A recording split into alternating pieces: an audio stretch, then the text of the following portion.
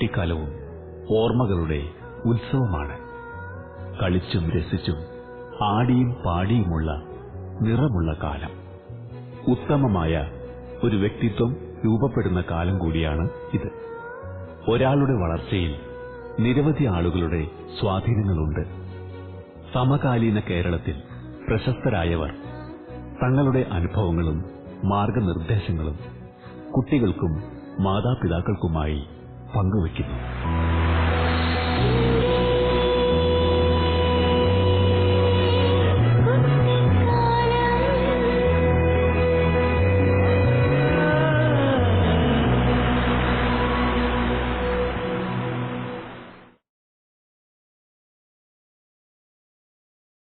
Doctor Tony Fernandez, ഇന്ത്യയിലെ അറിയപ്പെടുന്ന നേത്രരോഗ വിദഗ്ധൻ, രാജ്യം പത്മശ്രീ നൽകി ആദരിച്ച ഡോക്ടർ, സഭ ഷെവലിയർ പദവി നൽകി അനുഗ്രഹിച്ച അൽമായൻ, ഇങ്ങനെ നിരവധി പദവികളും അംഗീകാരങ്ങളും അവാർഡുകളും ഏറ്റുവാങ്ങിയ ഈ വ്യക്തിത്വം എന്റെ കുട്ടിക്കാലത്തിലൂടെ തന്റെ ഓർമ്മകൾ ഇവിടെ പങ്കുവയ്ക്കുന്നു.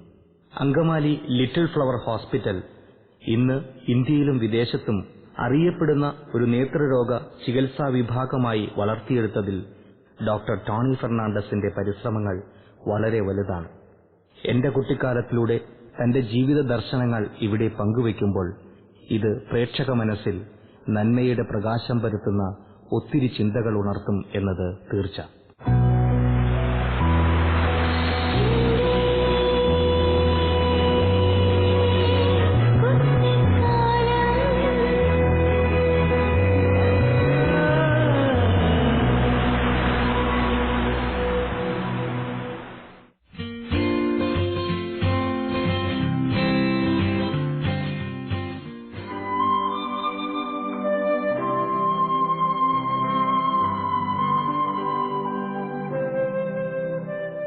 എന്റെ അപ്പൻ ഈ ഫീൽഡിലായിരുന്നു.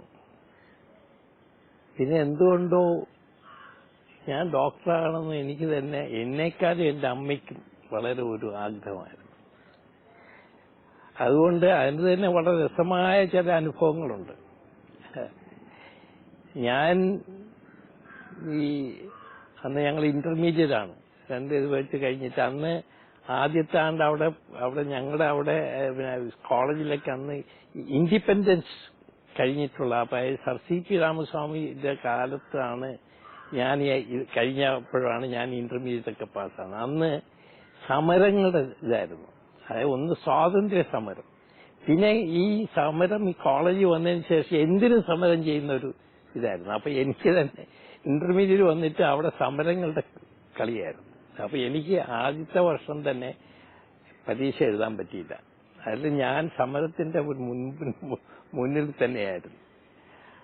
അപ്പൊ 2 കഴിഞ്ഞിട്ട് ഇത് രണ്ടാമതാണ് ഞാൻ പരീക്ഷ എഴുതി പാസ്സായത്. അവിടെ അന്ന് മെഡിക്കൽ കോളേജ് ഒരെണ്ണേ ഉള്ളൂ, ട്രിവാൻഡ്രം മെഡിക്കൽ കോളേജ്. പിന്നെ ആൾക്കാരൊക്കെ പോകുന്ന കൽക്കട്ടയിലും മദ്രാസിലാണ്. അപ്പൊ എനിക്ക് ഒരു മെഡിക്കൽ കോളേജിൽ ചേരണമെന്നുണ്ടായിരുന്നു. അപ്പൊ എന്തോ പറഞ്ഞതുപോലെ ദൈവം ഒരു മെഡിക്കൽ കോളേജ് ഒരുക്കി തന്നു. അന്ന് ആദ്യമായിട്ട് സെൽഫ് ഫിനാൻസിങ്, അതായത് ഒരു മെഡിക്കൽ കോളേജ് മണിപ്പാളിൽ തുടങ്ങി. അത് പേപ്പറിൽ വന്നത് തന്നെ ഭയങ്കര പ്രശ്നമായിട്ടാണ്. യൂണിവേഴ്സിറ്റി അതിന് എതിരായിരുന്നു, ഗവൺമെന്റ്, സെൻട്രൽ ഗവൺമെന്റ് എതിരായിരുന്നു. ഡോക്ടർ പൈ എന്ന് പറഞ്ഞ മണിപ്പാളിൽ അദ്ദേഹം ഒരു പ്രൈവറ്റ് മെഡിക്കൽ കോളേജ് തുടങ്ങിയെന്ന് പറഞ്ഞാൽ ഭയങ്കര പ്രശ്നമായിരുന്നു. എല്ലാ പത്രങ്ങളിലും ഇതിന് എതിരായിട്ടും സഹായിക്കായിട്ടൊക്കെ ഇങ്ങനെ സമയം. അപ്പൊ ആരോ എന്റെ അടുത്ത് പറഞ്ഞു അവിടെ എന്തായാലും തുടങ്ങുന്ന ഡോക്ടർ അപ്ലൈ ചെയ്ത് നോക്കാൻ പറഞ്ഞു. അപ്പൊ എന്തായാലും എനിക്ക് ബാക്കിയുള്ളടത്ത് കിട്ടാൻ ചാൻസും ഇല്ല. എത്രയോ ഇൻഫ്ലുവൻസ്, എത്രയോ നല്ല ബുദ്ധിയുള്ളവരൊക്കെ ഉണ്ടാകുന്ന ഭയങ്കര ഇതായിട്ടുള്ളത്. ഞാൻ അവിടെ അപ്ലൈ ചെയ്തു. അപ്ലൈ ചെയ്തിട്ട് അപ്പോ കൊങ്കണീസാണ്. അപ്പൊ ഇവിടെ കൊങ്കണി ഒരു പത്രലേഖനാണ് അതിനെക്കുറിച്ച് അങ്ങനെക്കുറിച്ച് എഴുതിയത് മനോരമയിൽ. ഇതും കഴിഞ്ഞിട്ട് ഞാനൊരു കൊങ്കണി, ഞങ്ങളുടെ ഫാമിലി ഫ്രണ്ട് ഒരാളുടെ ബാങ്ക് മാനേജർ, അങ്ങേരത്ത് അമ്മ വിളിച്ചു പറഞ്ഞു, ഒന്ന് പോയി ഇങ്ങേരത്ത് കൊടുത്തത്, അവിടെ ഭാഷയൊന്നും അറിയില്ല മോനെ, ഒന്ന് പോണമെന്ന് പറഞ്ഞ് ഞങ്ങൾ രണ്ടുപേരും കൂടെ മണിപ്പാലിൽ പോയിട്ട് ഒരു ചെറിയ ഒറ്റ കുന്നല്ലാതെ ചുറ്റും പിന്നെ കാടും പല സ്ഥലങ്ങളിൽ അങ്ങേര് ഒരു ചെറിയ ബിൽഡിംഗ് ഉണ്ടാക്കി വെച്ചിട്ടുണ്ട്. അങ്ങയുടെ പ്രാക്ടീസ് സെന്റർ, അങ്ങേര് ഒരു ഡോക്ടറാണ്, അതുപോലെ തന്നെ ബിസിനസ്മാനുമാണ്. സിൻഡിക്കേറ്റ് ബാങ്കിന്റെ ഒക്കെ ചെയർമാനായിരുന്നു അങ്ങേര്. അങ്ങേര് പോയപ്പോ പറഞ്ഞിങ്ങനെയാണ് 3000 രൂപ ആണ് ഡൊണേഷൻ. അന്ന് 3000 രൂപ വലിയ കാര്യമാണ്. നിങ്ങൾ വരിക, ഞാൻ കോളേജ് ഉണ്ടാക്കി, നിങ്ങൾ വിഷമിക്കുകയൊന്നും വേണ്ടെന്ന് പറഞ്ഞു. എന്തായാലും ഞാൻ കണ്ടിട്ട് ഇനിയിപ്പോ ഇത് നടക്കുമെന്ന് എനിക്കും തന്നെ സംശയം തോന്നി. എന്തായാലും വേറെ നിവൃത്തിയൊന്നുമില്ല. ഞാൻ പറഞ്ഞ അപ്പൻ്റെ അടുത്ത് വിളിച്ചു, ഞാൻ ഇവിടുന്ന് എഴുതി അയച്ചു, ഇങ്ങനെയാണ് ഡൊണേഷൻ ഉണ്ട്. അപ്പോൾ പറഞ്ഞു, നിനക്ക് ധൈര്യമുണ്ടെങ്കിൽ ഇത് പോലെ എന്തായാലും പോകാനൊന്നുമില്ല, അപ്പൻ കാശ് അയച്ചു തരാമെന്ന് പറഞ്ഞു. അങ്ങനെ പോയി ഒരു 3000 രൂപ ഡൊണേഷൻ കൊടുത്ത് ഇത് ചെയ്തപ്പോൾ ലെറ്റർ വന്നു, അതായത് ഈ വർഷമില്ല അഡ്മിഷൻ, അടുത്ത വർഷത്തേക്ക് തരാം. അപ്പൊ ഞാൻ വളരെ നിരാശയായിട്ട് ഇനി BSc വേണ്ടി ചേരാൻ വേണ്ടിയുള്ള ഇതിൽ നടക്കുമ്പോൾ ഞാനിങ്ങനെ, അമ്മ ഭയങ്കര പ്രാർത്ഥനയായിരുന്നു, അത് എങ്ങനെ എന്റെ മോൻ ഇങ്ങനെ ഒരു വർഷവും പോകുന്നുണ്ടോ.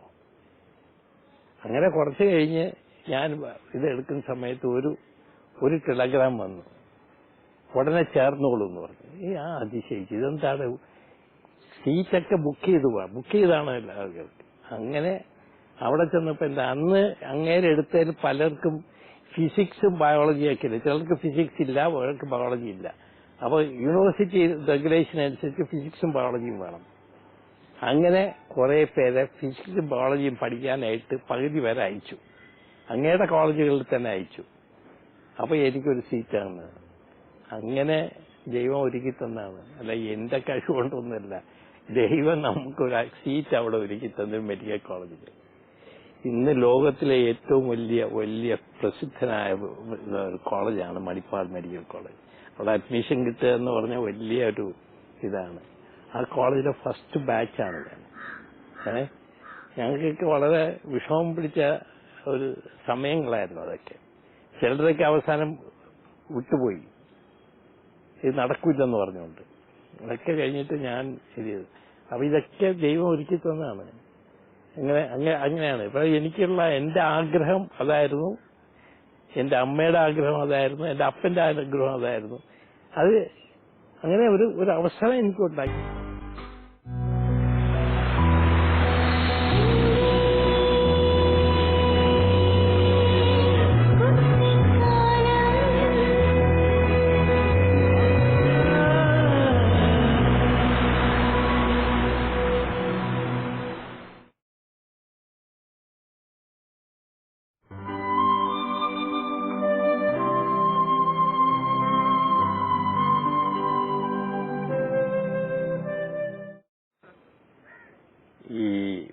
ഞാൻ ചെറുപ്പത്തില് ഇങ്ങനെ വീട്ടുകളിലെ പ്രാർത്ഥിക്കുമെന്നല്ലാതെ ഈ എല്ലാ ഞായറാഴ്ചയും പള്ളിയിൽ പോകണം, വർഷത്തിൽ 1-2 തവണ കുമ്പസാരിക്കണം, ഇങ്ങനെയുള്ള ഒരു പ്രാക്ടീസിങ് ക്രിസ്ത്യനായിരുന്നു. പക്ഷെ എന്റെ വൈഫ് ഭയങ്കര പ്രാർത്ഥനയിൽ വിശ്വസിക്കുന്നതുകൊണ്ട് എല്ലാത്തിലും വളരെ പ്രാർത്ഥനാ ജീവിതമാണ് നമുക്ക് വേണ്ടതെന്ന് പലപ്പോഴും പറയുമെങ്കിൽ ഞാൻ അതിനെ ഒന്നും കാര്യമായിട്ടൊന്നും, എന്റെ ചെറുപ്പത്തിന്റെയും കുറെ വർഷങ്ങൾ ആ ഒരു ജീവിതത്തിൽ എനിക്കൊരു ടേണിംഗ് പോയിന്റ് ഉണ്ടായി. അതായത് കുറെ 10-25-26 വർഷത്തിന് മുമ്പ് ഞാനിങ്ങനെ വലിയ സ്ഥാനങ്ങൾക്ക് വേണ്ടി പ്രവർത്തിച്ചുകൊണ്ടിരിക്കുന്നു. അതായത് എനിക്ക് അതാകണം, ഇതാകണം, ഓൾ ഇന്ത്യ ഓപ്തൽമോളജിക്കൽ സൊസൈറ്റി പ്രസിഡന്റ് ആകണം. അതുകൊണ്ട് എല്ലാ മാസവും അവിടെ ഇവിടെ പോവാ, മീറ്റിങ്ങുകൾ, ക്ലാസ്സുകൾ എടുക്കുക, ഇങ്ങനെ ഒരു ഓവർ അംബിഷ്യസ് മാൻ എന്ന് പറഞ്ഞെങ്കിൽ എനിക്ക് പറയാം. അതിന് വേണ്ടി ഇങ്ങനെ നടന്നുകൊണ്ടിരിക്കുന്ന സമയത്ത് അപ്പൊ എനിക്ക് അന്ന് തന്നെ ഓൾ ഇന്ത്യ ഓപ്തൽമോളജിക്കൽ സൊസൈറ്റിയിലെ സാധാരണ മലയാളികളെയൊക്കെ അവിടെ മുകളിൽ കയറി പറ്റിയ വളരെ ബുദ്ധിമുട്ടാണ്. അവിടെ മാഗസീനിൽ ഞാൻ എന്നെ എഡിറ്ററാക്കി. അത് വലിയൊരു സംഭവം തന്നെയായിരുന്നു. സാധാരണ നോർത്ത് ഇന്ത്യൻസ് ആണ് ഇത് മുഴുവനും കൈയടക്കി വെച്ചിരിക്കുന്നത്. അവർ കൂടുതൽ ആൾക്കാരാണ്. അപ്പം നമ്മളൊക്കെ അങ്ങനെ ആക്റ്റീവായിട്ട് അവിടെ പോയി പ്രവർത്തിക്കാറില്ല. ആദ്യമായിട്ട് അവർ എന്നെ ചീഫ് എഡിറ്ററാക്കി. അത് കഴിഞ്ഞിട്ട് അവർ വൈസ് പ്രസിഡന്റ് ആക്കാനുള്ള ഞാൻ മെഡിക്കൽ കൗൺസിലിൽ പോവുക. മെഡിക്കൽ കൗൺസിൽ മെമ്പറായിട്ട് ഞാൻ എലക്ട് ചെയ്തു. ഓടി നടക്കുന്ന സമയത്ത് എൻ്റെ ഭാര്യ പറയുന്നത് രാവിലെയും രാത്രിയൊക്കെ വർക്ക് ചെയ്തുകൊണ്ടിരുന്നാലേ എന്തായിരിക്കും നമ്മുടെ. അപ്പോഴൊന്നും എനിക്ക് അതിനെക്കുറിച്ചൊരു നമ്മൾ വർക്ക് ചെയ്യുന്ന നമ്മൾ വേറെ പാപമൊന്നും ചെയ്യുന്നില്ലല്ലോ, അതിൽ കൂടുതൽ പ്രാർത്ഥനയൊന്നും ആവശ്യമില്ലല്ലോ, നമുക്ക് പാപമൊന്നും ചെയ്യുന്നത് ഞങ്ങൾ അയക്കാൻ പടത്തുന്ന പാവങ്ങൾക്ക് വേണ്ടി ചെയ്യുന്ന അതിൽ കൂടുതൽ. അപ്പോഴാണ് എനിക്കൊരു പെട്ടെന്നൊരു ഹാർട്ട് അറ്റാക്ക് ഉണ്ടായത്. ഹാർട്ട് അറ്റാക്ക് ഉണ്ടായത് കഴിഞ്ഞപ്പോഴാണ് ഒരു മേജർ ഹാർട്ട് അറ്റാക്കാണ് എൻ്റെ ഉണ്ടായത്. അത് കഴിഞ്ഞ് എമർജൻസിയിൽ അഡ്മിറ്റ് ചെയ്തു. മേജർ ഹാർട്ട് അറ്റാക്കാണ്. അന്ന് എൻ്റെ മക്കളൊക്കെ പഠിക്കുന്നേ ഉള്ളൂ, മെഡിക്കലിലും അതിനൊക്കെ പഠിക്കുന്നേ ഉള്ളൂ. ഒരാൾ ഡെന്റിസ്റ്റിക്ക്, ഒരാൾ മെഡിസിന് പഠിക്കുന്നു. ആരെയും കെട്ടിച്ചിട്ടില്ല. എനിക്ക് 3 പെൺമക്കളും 2 ആണുങ്ങളുമുള്ളത്. കെട്ടിച്ചിട്ടില്ല, അവരൊന്നുമില്ല. അപ്പൊ എനിക്കൊരു ഭയങ്കര നിരാശയാണ് തോന്നിയത്. ഒരു ഡിപ്രഷൻ വന്നു എനിക്ക്. ദൈവം എന്തിനാണ് എന്നെ ഇങ്ങനെ ഇതിന് ഉണ്ടായി? ഞാൻ നല്ല കാര്യങ്ങളല്ലേ ചെയ്യേണ്ടത്. ഒരു ദൈവത്തോട് തന്നെ ഒരു വിരോധമാണ് എനിക്കുണ്ടായത്. ആ സമയത്താണ് ഈ മുരിങ്ങൂറുമായിട്ട് എനിക്ക് ബന്ധം വന്നത്. അന്ന് മുരിങ്ങൂറും ഇല്ല, കോട്ടയാണുള്ളത്. അന്ന് വൈഫ് ഉടനെ പനക്കണ്ണ അച്ഛനെ വിളിച്ചു, നായ്ക്കാമ്പറമ്പിൽ അച്ഛനെ വിളിച്ചു ഒക്കെ പ്രാർത്ഥിച്ചിട്ട് ആദ്യമായിട്ട് ഞാൻ ഈ ധ്യാനത്തിന് പോകുന്നതാണ്. പലപ്പോഴും എനിക്ക് ആ ധ്യാനത്തോടെ എനിക്കൊരു വളരെ ഡിഫറൻസ് ഓഫ് ഒപ്പീനിയൻ ആയിരുന്നു. എന്നുവെച്ചാൽ അവിടെ കിടന്ന് ഓടി കുളിക്കുകയും കൈകൊട്ടുകയും ഇതൊക്കെ ചെയ്യുന്ന എന്തിനാണെന്നുള്ളൊരു മെന്റാലിറ്റി ആയിരുന്നു. എന്തായാലും എന്റെ മാനസികമായ ആ പ്രാർത്ഥനയും ഇതും കൊണ്ട് എനിക്ക് മാനസികമായ ഒരു മാറ്റം തരുന്നുണ്ട്. അന്ന് ഞാൻ ആലോചിച്ച്, വാസ്തവം പറഞ്ഞാൽ ഇതെല്ലാം ദൈവം തന്നതല്ലേ, ഒരു മിനിറ്റ് കൊണ്ട് ദൈവത്തിന് എടുത്തുകൂടെ?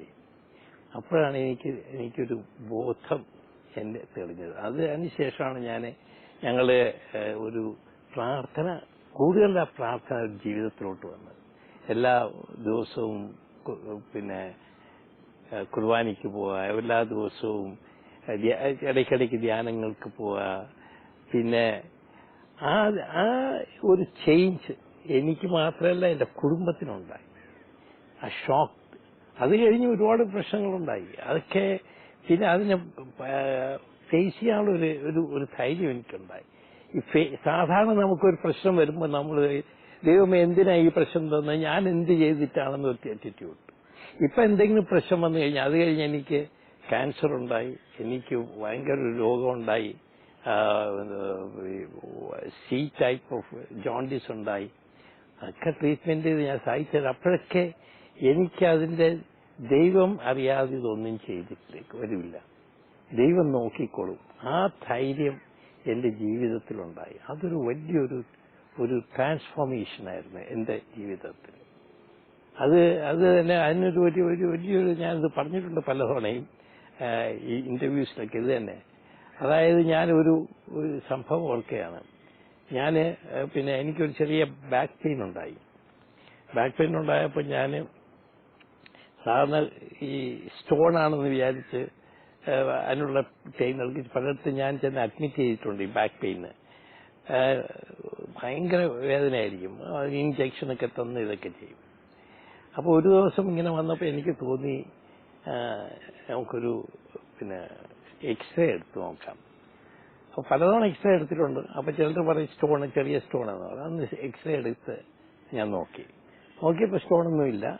ഞാനൊരു DDRC എന്ന് പറഞ്ഞൊരു ഇതിലാണ് പോയത്. ആശുപത്രി ആരെയൊന്നും അറിയിക്കുന്നില്ല, ആശുപത്രിയിലല്ല പോയത്. അത് കഴിഞ്ഞ് ഞാനിങ്ങനെ ഇറങ്ങാൻ നേരത്ത് ആരോ എൻ്റെ അടുത്ത് പറഞ്ഞ് സ്കാൻ ചെയ്യണമെന്ന് പറഞ്ഞു. ഞാൻ പറഞ്ഞു, ഞാൻ തന്നെ എന്തിനാ സ്കാൻ ചെയ്യുന്നത്? എന്റെ ഒരു ഫീലിംഗ്, സ്കാൻ എന്തിനാ ചെയ്യുന്നത്? സ്കാൻ ചെയ്യണോ? ഞാൻ പകുതി പുറത്ത് ഇറങ്ങിക്കഴിഞ്ഞിട്ട് പിന്നെയും സ്കാൻ ചെയ്യണം എന്ന് പറയും. ഞാൻ അകത്ത് പോയി നിങ്ങൾക്ക് സ്കാനിങ് ഉണ്ടോ എന്ന് ചോദിച്ചു. ഉണ്ടല്ലോ എന്ന് പറഞ്ഞു. ഡോക്ടറുണ്ടോ? സാധാരണ ഡോക്ടർമാർ വല്ലപ്പോഴേ വരുള്ളതല്ലേ. ഒരു ഡോക്ടറുണ്ട്, ഡേ ഡോക്ടറുണ്ട്.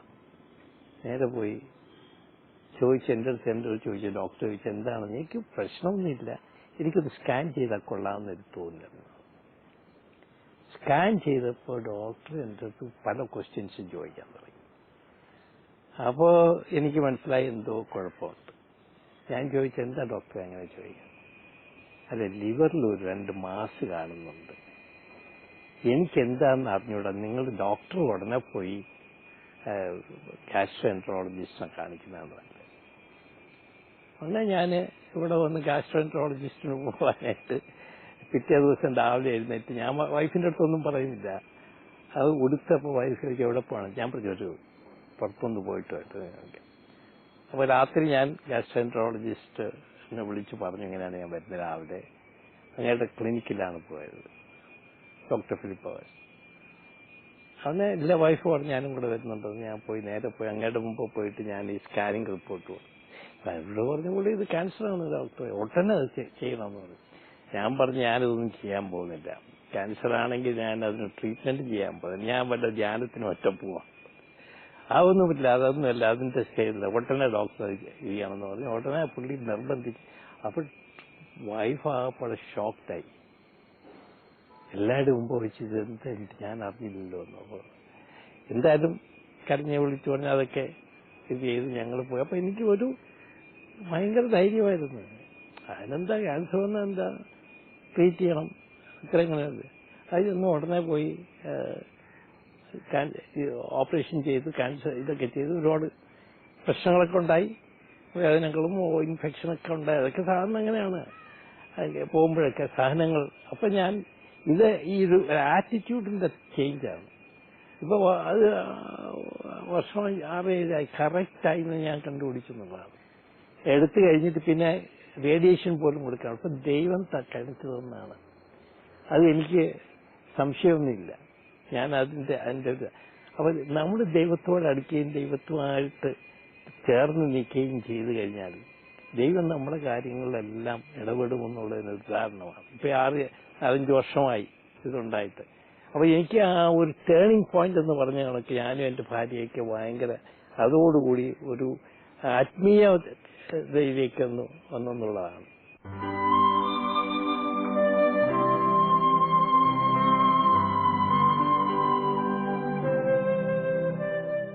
ഒരു നല്ല ജീവിതം കെട്ടിപ്പടുക്കാൻ, ഒരു നല്ലൊരു കുടുംബം കെട്ടിപ്പടുക്കാനും മക്കളെ കൊണ്ടുവരാനും ഒക്കെ നമുക്ക് പൈസ ആവശ്യമാണ്.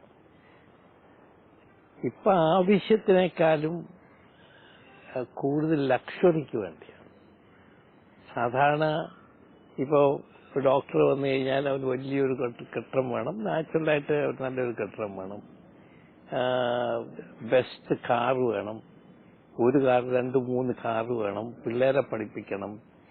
അതുകൊണ്ട് ഈ പലപ്പോഴും ഈ ആൾക്കാർ ഈ ഡൊണേഷൻ കൊടുത്ത് വലിയ പൈസയാണ് കൊടുക്കുന്നത്, ഡൊണേഷൻ.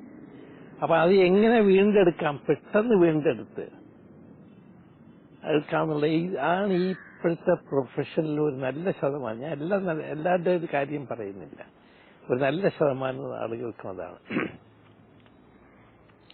ഇപ്പൊ ഞങ്ങള് തന്നെ ഞാൻ അവിടെ വന്നപ്പോൾ എനിക്ക് നല്ലൊരു പ്രാക്ടീസ് മധുരയിലുണ്ടായിരുന്നതാണ്. എനിക്ക് അന്ന് 3000-4000 വലിയ ഇതായിരുന്നു. എത്രയോ വർഷങ്ങൾക്ക് മുമ്പ്, 50 വർഷങ്ങൾക്ക് മുമ്പ് നല്ല പ്രാക്ടീസും അവിടെ ഇതൊക്കെ ചെയ്യാം. ഗവൺമെന്റ് ജോബ് അസിസ്റ്റന്റ് പ്രൊഫസറായിട്ട് അവിടെ എഴുതിയത്. ഇവിടെ ഇങ്ങനെ ഒരു അങ്കമാലിയിൽ ഒരു വരണമെന്ന് പറഞ്ഞപ്പോൾ വാസ്തവത്തിൽ പലരും എന്താ നീ ചെയ്യുന്നതെന്ന് ചോദിച്ചു. അപ്പോൾ എനിക്ക് എൻ്റെ ഒരു കാഴ്ചപ്പാടിൽ വ്യത്യാസമുണ്ട്. ഓരോരുത്തർക്ക് ഓരോ കാഴ്ചപ്പാടിലും വ്യത്യാസമുണ്ട്. ഞാനിവിടെ വന്ന് ഇത് ചെയ്തു. ഒരു മിഷൻ ആശുപത്രി വളരെ വളരെ മോശമായ ശമ്പളത്തിലാണ് അന്ന് ഞങ്ങൾ തുടങ്ങിയത്. എൻ്റെ ഭാര്യയ്ക്ക് 450 രൂപയായിരുന്നു അന്ന് ശമ്പളം, അനസ്തെറ്റിസ്റ്റ് ആയിട്ട് വന്നപ്പോൾ.